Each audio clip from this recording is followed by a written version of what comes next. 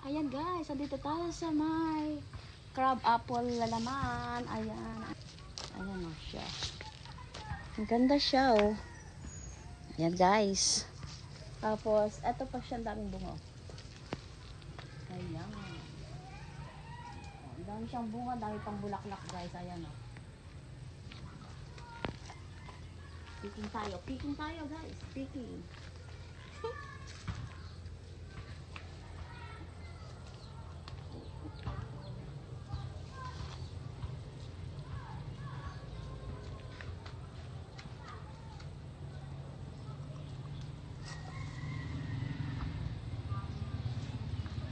Ganda siya. Ay, ang ganda. Ayan guys.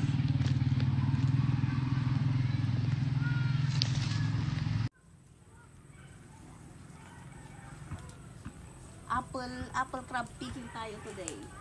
Pagpalagay natin ano na to. Apple talaga siya. Apple sa Pilipinas. Ayan guys.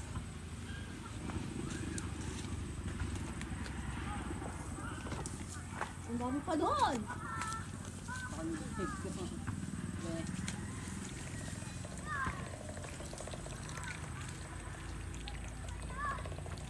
Ito po ang tinatawag nating apple crab ng Pilipinas, guys.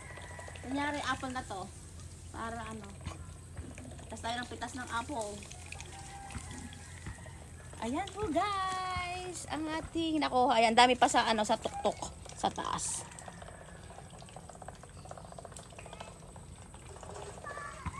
Po guys, andito ulit tayo sa may anong pangalan na ito? Mulberry.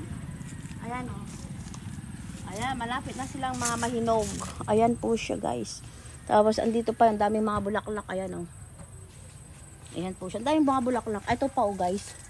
Ayan. Ayan o. Ayan o, malapit lang mahinog itong mga to. Kaya lang yung mulberry talaga na ano dito. Hindi siya yung malalaki. Tapos ito guys. Ayan. Oo. Try nga nating tikman. Kabuuan ko. Try nating tikman yung ano. Yung ano niya. Ayan o. Yung tamis. Hindi natin hindi pa masyado na. Guys. Ayan po guys. Thank you guys for watching. Bye!